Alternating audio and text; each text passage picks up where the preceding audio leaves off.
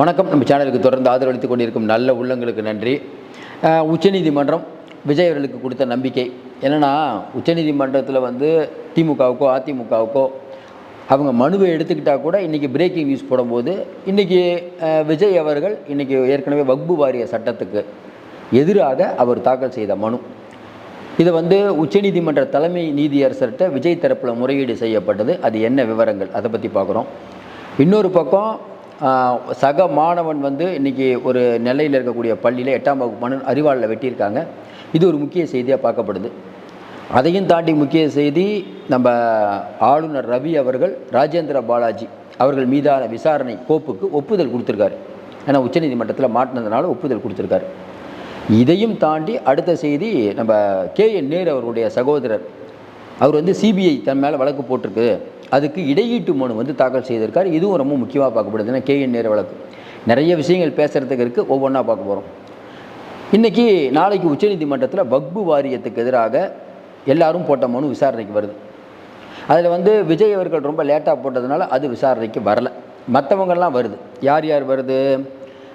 அகில இந்திய மஸ்ஜித் யூனியன், அதாவது MP அசாருதீன் ஓவைசி இருக்கார்ல அவர், காங்கிரஸ் MPக்கள் முகமது ஜாவத் மற்றும் இம்ரான், அப்புறம் ஆம் ஆத்மி MLA அமானுல்லா கான், அதுக்கப்புறம் சமாஜ்வாதி கட்சி தலைவரும் MPயுமான சந்திரசேகர் ஆசாத், சம்பல் ஜியோ தொகுதியை சேர்ந்த சமாஜ்வாதி MP ஜியாத் உல்மா. சம்பல் தொகுதி உங்களுக்கு தெரியும், பிரச்சனையான தொகுதி. அதே மாதிரி பார்த்திங்கன்னா மதானி உங்களுக்கு எல்லாத்துக்கும் தெரியும். கேரளாவை தளமாக கொண்ட சுன்னி அறிஞர்களின் அமைப்பான சமஸ்தா கேரள ஜமாத் உல்மா, இந்திய ஜனநாயக கட்சி, இந்திய யூனியன் முஸ்லீம் லீக் மற்றும் சிவில் உரிமைகள் பாதுகாப்புக்கான அரசு சாரா சங்கம், இவங்கெல்லாம் போட்ட வழக்கு நாளைக்கு வருது. எல்லாம் இஸ்லாமிய அமைப்புகள். இதில் இஸ்லாமிய அமைப்புகள் முஸ்லீம் பிரதிநிதிகள் தான். இதில் முஸ்லீம் இல்லாத ஒரே ஆள் விஜய் அவர்கள் மட்டும்தான். அவர் இன்றைக்கி கேஸ் போட்டிருக்காரு. அதே மாதிரி சமாஜ்வாதி கட்சியிலிருந்து கேஸ் போட்டிருக்காங்க. இது ரொம்ப முக்கியமாக பார்க்கப்படுது. ஏன் முதலில் இப்போ திமுக வழக்கு தொடர்ன்னு சொன்னாங்க, காங்கிரஸ் வழக்கு தொடர்ந்துருக்காங்க MPக்கெல்லாம். ஆனால் விஜய் அவர்கள் தனிப்பட்ட முறையில் அவரே வழக்கு தொடர்ந்துருக்கார். அப்போ இத்தனை இந்தியா முழுக்க இத்தனை ஸ்டேட் இருந்தாலும் தமிழகத்தை சேர்ந்த ஒரு நடிகர்னு சொல்லப்படுறவர், ஏன்னா அவருக்கு ஒன்றும் தெரியாதுன்னு சொன்னாங்க, அவர் இன்றைக்கி மனு போட்டு அது நாளைக்கு விசாரணை எடுத்துக்கொள்ளப்படுது.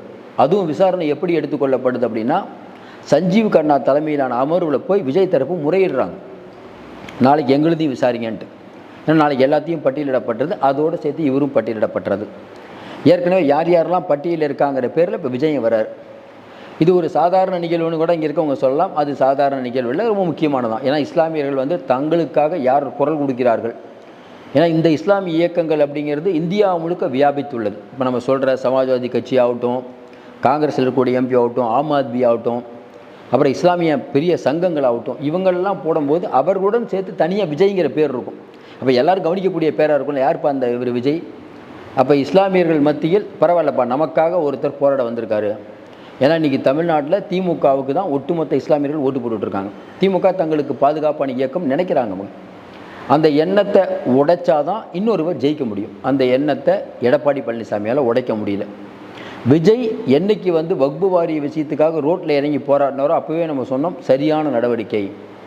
சும்மா ஷோ காட்டுறாரு, புஷி ஆனந்துக்கு இதை நம்ம வக்பு வாரியத்தை பற்றி எதுவும் தெரியல, டிவிக்கில் இருக்கவங்களுக்கெல்லாம் மைக்கை நீட்டாக பேசவே தெரியல அப்படின்னு நிறையா ஊடகங்கள் சொல்கிறாங்க. அதாவது போராடவும் மாட்டாங்க, போராடினா 1000 குறை. நம்ம என்ன கேட்குறோம், எல்லா விஷயத்தையும், இடஒதுக்கீடு என்றால் என்ன, மகளிர் பிரச்சனைனா என்ன நடந்தாஎன்ன, அந்த மசோதா என்ன, இந்த மசோதா என்ன, எல்லாம் தெரிஞ்சுக்கிட்டு தான் போராடணுங்கிறது அவசியமாக? அங்கே வந்திருக்க எல்லாருக்கும் தெரியுமா அந்த பிரச்சனையை பற்றி? சார், தலைவர் ஒருத்தர் சொல்கிறார், என்ன விஜய் சொல்கிறார், அப்பா வக்பு வாரியங்கிறது இஸ்லாமியர்களுடைய உரிமையை பறிப்பது.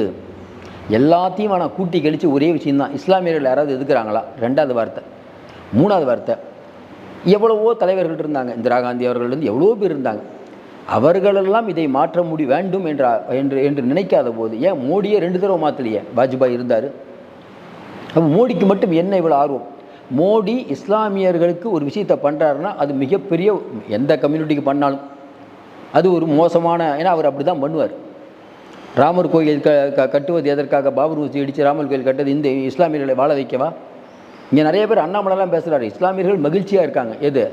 அவங்க கோயிலே இடிப்பீங்க, அந்த இடத்துல பெரிய பில்டிங் ஒன்று ராமர் கோயில் கட்டுவீங்க, அதுக்கு உலகத்தில் இருக்கிறவங்களெல்லாம் கூப்பிடுவீங்க, எரிச்சல் ஊட்டுற வேலை இல்லை. உச்சநீதிமன்றம் இல்லை அந்த அந்த இடம் வந்து 2 பேருக்கும் இது இல்லை, 2 பேருக்கும் இவருக்கு அதாவது ராமர் கோயில் மடத்துக்கு சொந்தம், இந்த பக்கம் கொஞ்சமாக இஸ்லாமியர்களுக்கு சொந்தம் கேட்டால் நம்பிக்கை அடிப்படையில் உச்சநீதிமன்றம் சொல்லுது. அப்போ இஸ்லாமிய மக்களுக்கான நம்பிக்கை எது? கடைசி கட்ட நம்பிக்கை நீதிமன்றம். அவங்களே நீதிமன்றமே அவங்கள இந்த மாதிரி ஒரு தீர்ப்பு கொடுக்கும்போது யார்கிட்ட போய் நம்ம அழுவுறது? எப்படிங்க இந்த தீர்ப்பு? கொஞ்சம் யோசனை பாருங்கள், இது சரியான தீர்ப்பா?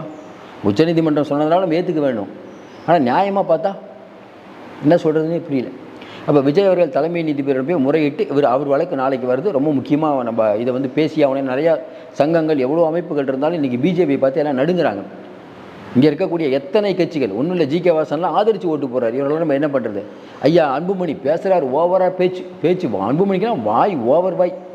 உனக்கு எங்களை எம்பி ஆக்கி இங்கேருந்து அனுப்புனா திமுக அதிமுகலேருந்து இவருக்கு எம்பி பதவி வேணும். ஆனால் அங்கே போய் பார்த்தீங்கன்னா அவர் அதை பற்றி பேச மாட்டார், இவர் வரவே மாட்டார் சபைக்கு.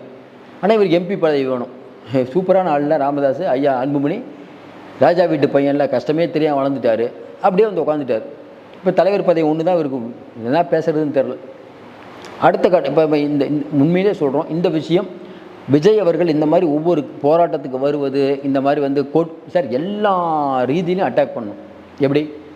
நீங்கள் பேப்பரில் உங்கள் ப்ரெசன்ஸ் இருக்கணும், எந்த விதமான சின்ன விஷயமா இருந்தாலும் உடனே ரியாக்ட் பண்ணணும். டிவி கேப்பர் அறிக்கை வந்துக்கிட்டே இருக்கணும். இதான் ஒரு சரியான அரசியல்வாதி. வக்பு வாரிய சட்டத்துக்கு வந்து வக்பு வாரிய சட்டம், அந்த நோன்பு கஞ்சி குடிக்கிறது, இதெல்லாம் ஒரு ஸ்டண்ட் அப்படின்னாலும் மற்ற கட்சி என்ன பண்ணுறாங்களோ அதுதான் அவரும் பண்ணுறாரு. சுயநலம் பொதுநலம் எல்லாம் சேர்ந்து தானே. அதனால் விஜய் மட்டும் குறை சொல்ல வேண்டிய அவசியம் இல்லை. மற்றபடி அவர் வழக்கு போட்டது ரொம்ப ரொம்ப சரியான இது. இஸ்லாமியர்களுக்கு எல்லோரும் ஆதரவாக இருக்கணுங்க. இன்றைக்கி பெரும்பான்மையான சமூகங்கள் எல்லாருமே இஸ்லாமியர்களுக்கு ஆதரவாக இருக்கணுங்க. அவங்களும் நம்மளோட தான் இருக்காங்க. இப்படி பலதரப்பட்டது ராமதாஸ் ஐயாலேருந்து நம்ம விடுதலை சிறுத்தைகள் திருமாவளவன், கம்யூனிஸ்ட் இயக்கம், திமுக, காங்கிரஸ், இவ்வளோ கட்சிகளும் நமக்கு ஆதரவாக இருக்குது. நாம் இந்த நாட்டில் பாதுகாப்பாக இருக்கிறோங்கிற உணர்வு வரணும். நிறைய பேர் சொல்கிறாங்கல்ல பாதுகாப்பு இல்லாமையாக இருக்காங்கன்னு. ஆமாம், ஒரு அச்சத்தோடு இருக்காங்கல்ல. மாட்டுக்கறி எடுத்துகிட்டு போனால் அடிக்கிறீங்க, உதைக்கிறீங்க. கொஞ்சம் யோசனை பாருங்கள், நடந்துகிட்டு இருக்க ஹிஜாபு, அது ஒரு எவ்வளோ பெரிய சர்ச்சை. அவருடைய மத வழிபாட்டில் தலையிடுறீங்க. ஹோலி பண்டிகை வருது, நோன்பு வெளியில் வந்து யாரும் தொழுகைக்கு போவேன்னு உத்தரப்பிரதேச முதலமைச்சர் யோகி ஆதித்யநாத் சொல்கிறாரு. கடையில் வந்து எல்லாம் பேர் எழுதி வைங்கிறாரு. சாம்பலில் வந்து நடந்த விஷயம் என்ன, மசூதிக்குள்ளே போய் அடிக்கிறீங்க. முஸ்லீம்களெல்லாம் புல்டோசர் வச்சு இடிக்கிறீங்க. ஆனால் கேட்டால் முஸ்லீம்களுக்கு பாதுகாப்பான இந்தியா. நம்ம என்ன கேட்குறோம், முஸ்லீம்களுக்கு பாதுகாப்பாக இந்தியாங்கிறத சொல்கிறதுக்கு நீங்கள் யார்? அவங்க இந்தியாங்க. நீங்கள் எதோ நம்ம இடம் கொடுத்த மாதிரி சொல்கிறீங்க. சுதந்திர போராட்டத்தில் பங்கேற்காத ஆர்எஸ்எஸ் வந்து இதெல்லாம் பாடம் நடத்தக்கூடாது. இஸ்லாமியர்கள் ஆர்எஸ்எஸ்னால் இஸ்லாமியர்கள் தான் இந்தியர்கள், ஆர்எஸ்எஸ் காட்டி கொடுத்தவர்கள், அப்படி தான் நம்ம சொல்லணும். அதில் விஜய் அவர்களுடைய இந்த நடவடிக்கை நடந்து இதே மாதிரி பண்ணிகிட்டு இருந்தால் அவர்களுக்கு ஒரு சிறந்த எதிர்காலம் உண்டு. அடுத்த சம்பவம், திராவிட மாடல் நீங்கள் பார்த்தீங்க. ஒரு 8ஆம் வகுப்பு மாணவன் பட்டாக்கத்தி எடுத்துகிட்டு வெட்டுறாரு. நமக்கு ஒன்றுமே புரியல, எங்கேயே போய் கொண்டு இருக்குது. 8ஆம் வகுப்பு பையன் பென்சில் தகராறாம். ஏன்னாங்க இது பென்சில் தகராறு. இன்னொரு பையன் வெட்டுறான், அது சொந்த தகராறுங்கிறீங்க. புல்லட்டு ஓட்டினதுக்காக வெட்டுறாங்க பட்டியலின பையனை. ஒரு பையன் நல்லா படிக்கிறாங்கிறதுக்காக வீட்டில் போய் வெட்டுறாங்க. அப்போ பாடசாலைகளில் வன்முறை அதிகமாக இருக்கிறது. இதை தடுக்க என்ன வழி? இப்போ நம்ம ராமதாஸ் ஐயா சொல்கிற மாதிரி பழைய காலத்துலலாம் நம்ம வந்து அந்த நீதி போதனை அப்படின்னு ஒரு வகுப்பு இருக்கும், நம்மலாம் படிச்சிருக்கோம். இப்போ இந்த நீதி போதனை வகுப்பு இருக்கானே அந்த டீச்சரே நான் பார்க்கல. அப்படி ஒரு சப்ஜெக்டே இல்லை. ஏற்கனவே வந்து உடற்கல்வின்னு ஒரு பீரியட் இருக்கும், அது நம்ம காலத்திலே வந்து வாத்தியாரெலாம் பாடம் நடத்த ஆரம்பிச்சிடுவார். அது அப்போயாவது கம்மி, இப்போ அதிகம். உடற்கல்வி இல்லை, நீதி போதனை. அப்போ எப்படி வாட்ஸ்அப்பு, ஃபேஸ்புக்கு, யூடியூப்பு இதை பார்த்து வளர பசங்க எப்படி வருவாங்க?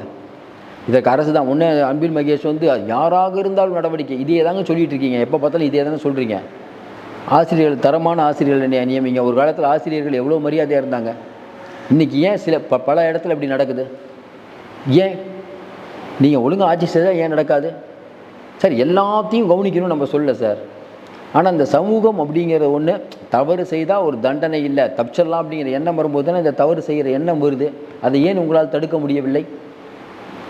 இதெல்லாம் பார்த்துட்ருக்கணும். மறுபடியும் சொல்கிறோம், இது வந்து கல்வித்துறை எங்கே போயிட்டுருக்குன்னு நமக்கு தெரியல சார். அடுத்த மேட்ரு பார்த்தீங்கன்னா, நேரு அவர்களுடைய தம்பி ரவிச்சந்திரன் அவர்கள் இப்போ சிபிஐ வழக்கு அவர் மேலே போட்டிருக்காங்களா, அதுக்காக இடையீட்டு மனு போட்டிருக்காரு. எல்லாம் அன்யூஸ்வலாக இருக்குது பார்த்தீங்களா. உயர்நீதிமன்றத்தில் டாஸ்மார்க்கை விசாரிக்கக்கூடாதுன்னு உச்சநீதிமன்றம் போகிறாங்க. செந்தில் பாலாஜி தம்பி கரெக்டாக அசோக் இப்போ ஆஜராகிறாரு. கரெக்டாக சம்மன் கொடுக்கும்போது நேருடைய சகோதரர் ஹாஸ்பிட்டல் அட்மிட் ஆகிறாரு. திடீர்னு இப்போ இடையீட்டு மனு தாக்கல் செய்கிறார். அப்போல்லாம் ஏதோ ஒரு விஷயம் இன்றைக்கி திமுகவை பயமுறுத்திட்டு இருக்குங்கிறத ரொம்ப தெளிவாக நம்மளால் உணர முடியுது. திமுக ஒரு பதட்டத்தில் இருக்குது. உடனே நம்ம பேச ஆரம்பிச்சோன்னா உடன்பிறப்புகள் நம்மளை திட்டி கமெண்ட் போடுவாங்க. அதை பற்றி நம்ம கவலை இல்லை. சரின்னு தானே சொல்லணும். அதுக்காக திமுக வந்து சூப்பராக பண்ணிட்டு இருக்குன்னு நம்மளால் பாராட்ட முடியாது. அதிமுக மோசம், பிஜேபி மோசங்கும் போது உங்களையும் பற்றி நான் பேசியாக வேண்டிய கட்டாயத்தில் இருக்குது. நடுநிலையாளர்கள் பார்ப்பாங்க. நம்ம உறுதியாக நம்ம வீடியோ பார்க்குறோன்னு தெரியும். திமுகவையும் நம்ம திட்டுறோம், அதுக்காக அதிமுக பிஜேபி ஆதரிக்கிறோமா? கொஞ்சம் யோசனை பாருங்கள். இன்னும் மறுக்காமல் நீங்கள் விஜய் ஆதரவாளர்மீங்க. விஜயே அடுத்து முதலமைச்சர் அவரெல்லாம் நம்ம சொல்லலை. டிவிக்கே டிஎம்கே போட்டியாக வர வேண்டும் தான் உறுதியாக இருக்கும். நீங்களே உடன்படுவீங்கன்னு நினைக்கிறேன். திமுக காரங்க கூட அதிமுக பிஜேபியா திமுக இந்த கூட்டணியை விட திமுக டிவிகே வென்றது நாட்டுக்கு நல்லது. அதிமுக பிஜேபி கூட்டணி மிக மோசமான டெபாசிட் போகணுன்னு தான் நம்மளுடைய விருப்பம். அதனால் இன்றைக்கி நிறைய விஷயங்கள் நம்ம பேசியிருக்கோம். இன்னும் நிறைய விஷயங்கள் இருக்கிறது. தொடர்ந்து நம்ம நேரலையில் நிறையா பேசிகிட்டு இருக்கோம். தொடர்ந்து எங்களுக்கு ஆதரவு கொடுங்கள். மீண்டும் சந்திப்போம். நன்றி, வணக்கம்.